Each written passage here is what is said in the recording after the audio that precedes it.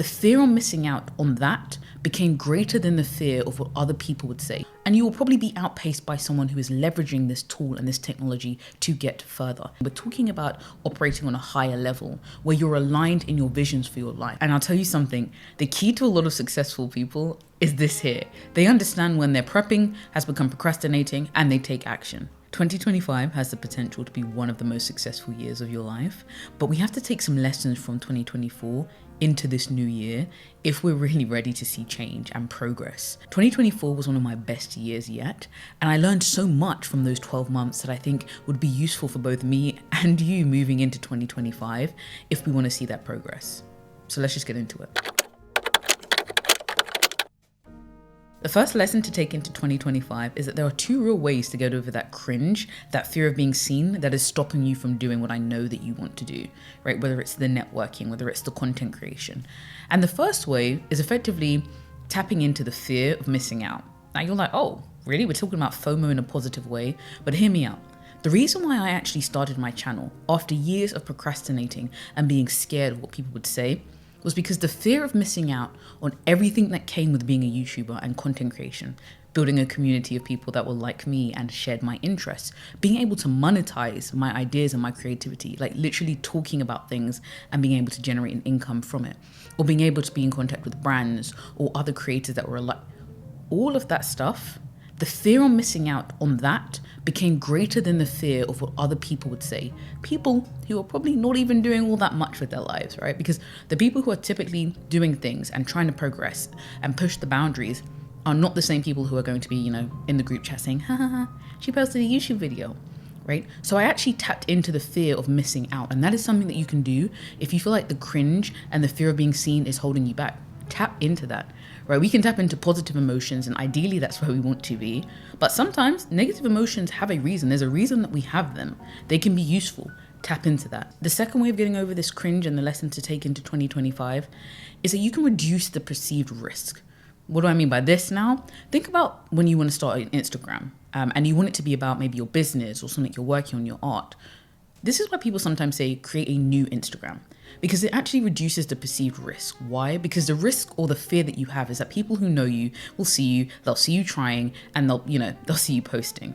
Well, in an ideal world, I can just say, just do it anyway, but I know that's not how our brains work. So by reducing that perceived risk by starting a new platform and allowing yourself to become confident in what you're doing and showing up before, all those people that find out, is one way to go about it. Right? It's the same way like when I say about networking, going to places that you are very confident in when it comes to the topics that are being discussed, or whatever the theme is for that networking event. Like if you go to an industry one that you've been a part of for years, say you're an engineer or a nurse, and your first networking event is around that, you're going to be able to feel a lot more comfortable. The perceived risk is reduced. These are really two key options for you in terms of getting over the cringe. Beyond just do it, tap into these things. Those are my key lessons for cringe in 2025. Now, the second lesson for 2025 is knowing how to learn will always be more important than what you learn.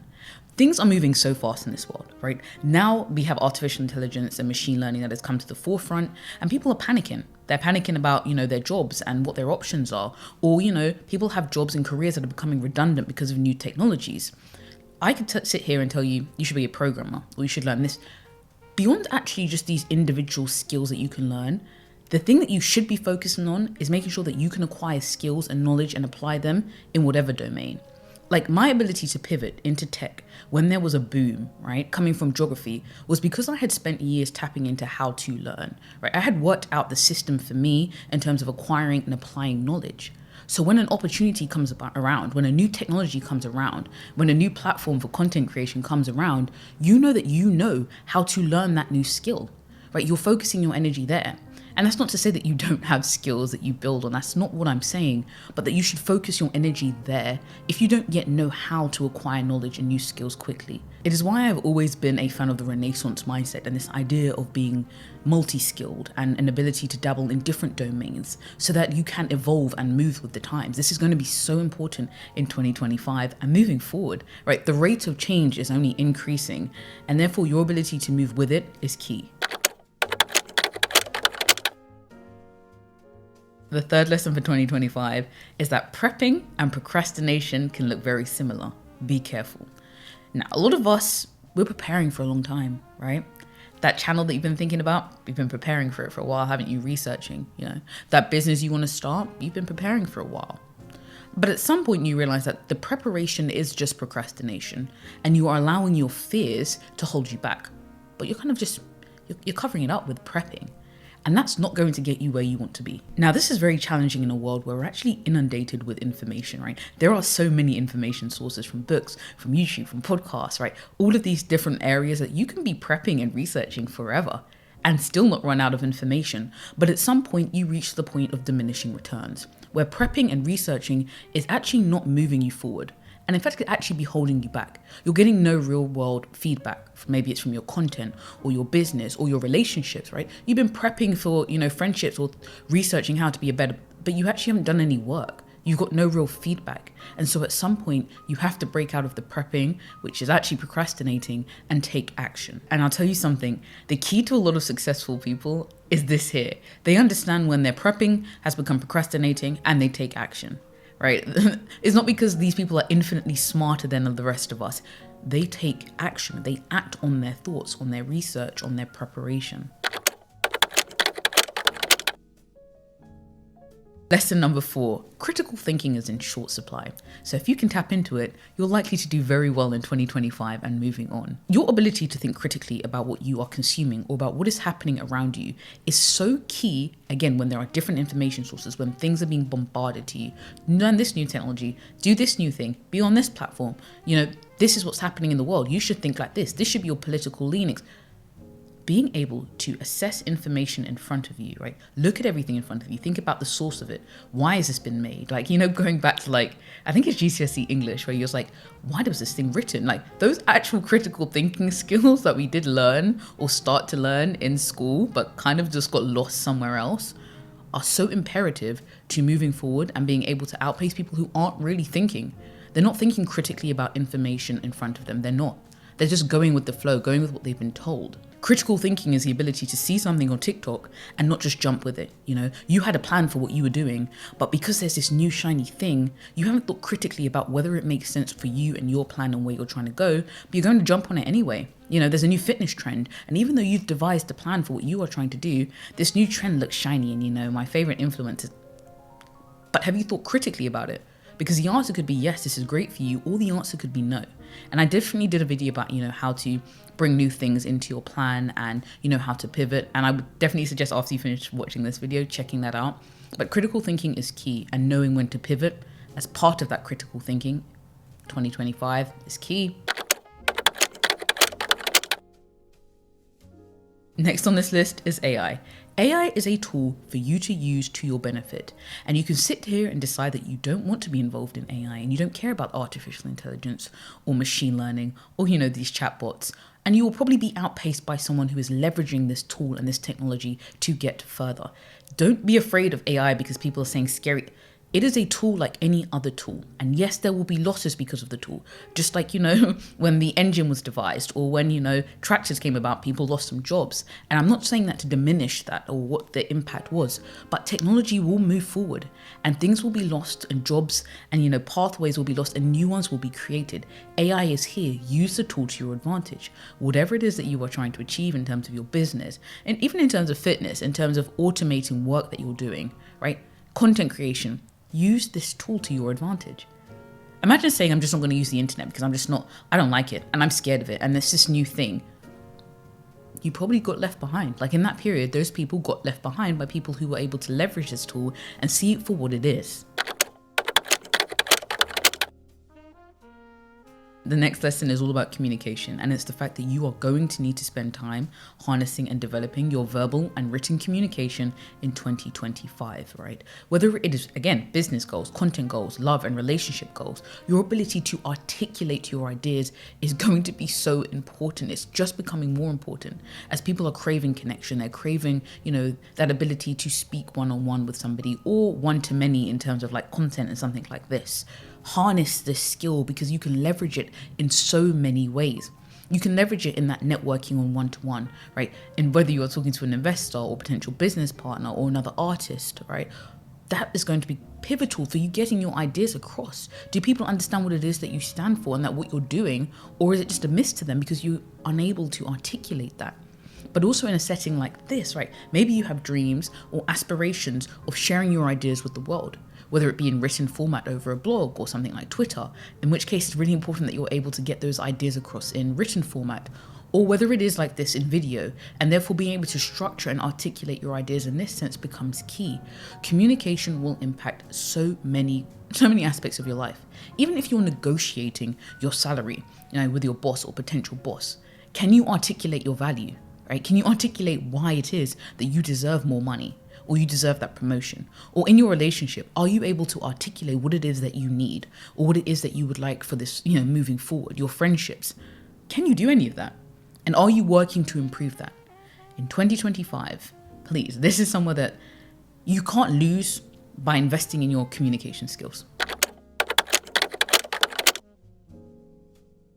Now for lesson number 7, I want to draw on one of the unconventional tips that I spoke about in another video.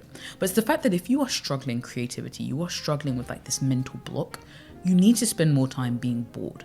What is happening right now is you are constantly stimulated. Your brain is constantly engaged and interacting with something that requires a high level of cognitive interaction.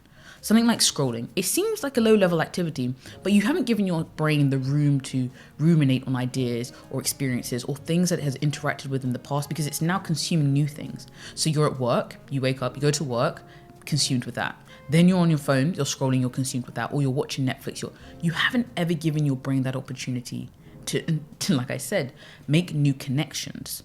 And it's those new connections that effectively is creativity, right? What is creativity if not just connecting new things that already exist, right? Whether you're an artist and you pick up a paintbrush and you use your experiences and some of your interactions and some of the other artwork that you've looked at and, maybe something from another domain, and you bring these together to make new connections, that is effectively creativity, right? At its core, in my opinion, it is making new and novel connections and bringing them forward into the world.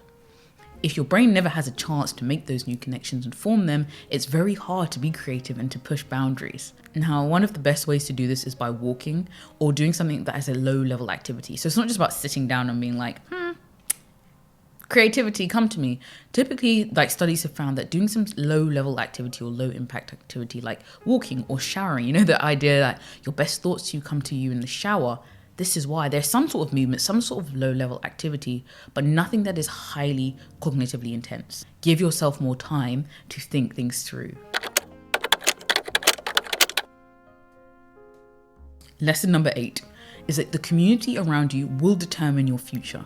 Spend time in 2025 thinking about the people that are around you, both online and offline, and how that is impacting you and how you are impacting them. If you are an ambitious individual, you have big dreams for yourself, for your family, for your community, for your art, for your business, it's going to require that you're around people who share similar aspirations, right? That's not to say that they have to be the same in terms of, I want to do this career, and so they have to be doing that career. That's not quite what I mean. We're talking about operating on a higher level where you're aligned in your visions for your life or the type of people that you want to become, right? The type of impact that you want to have on the world and the people around you. So it's really important that even with the people that you follow, right? This is why I said online and offline, because that is part of your community, believe it or not. In fact, sometimes more so because of the sheer amount of time you spend online. Spending time, making sure that that is curated to the type of life that you want to live in your vision is really key. But also, the people in your real life. And I'm not suggesting that you just cut people off because, I'm on this new level and Adama made this video. So that's not what I'm saying. But what I am saying is that you really have to take a good look at where you are investing your time and your energy and those interactions and the community you are forming. I am very deliberate about the content that I create. Mainly it's a reflection and an extension of me, but I also know the type of people that draws in, and it draws in a different type of people than if I was making other related content. And that's very deliberate. I want a community around me of people watching and, commenting and engaging and discussion that are like-minded, that see themselves and their life in a certain way, that they have a vision for themselves. It's, even with the people that I have in my personal life, they reflect that. Number 9 on this list is about the personal brand. And you may have already seen my video going into it and why it's so important. But again, Your brand is effectively how the world sees you. It is a way for people to make quick associations with you and decide whether they want to understand and know you more, whether they want to make connections with you, interact with you, bring you into their circles and their opportunities, right? And so spending time investing in your personal brand is going to be very key in 2025, right? Especially online, and because the online component is becoming so pivotal to success, right? It's the reason why a lot of people who are already millionaires, billionaires, are spending time on their personal brands. Like Zuckerberg is like wanting to be seen in a particular way, and there's a deliberate attempt to craft his personal brand in a certain way to get people to see him in a certain way, right?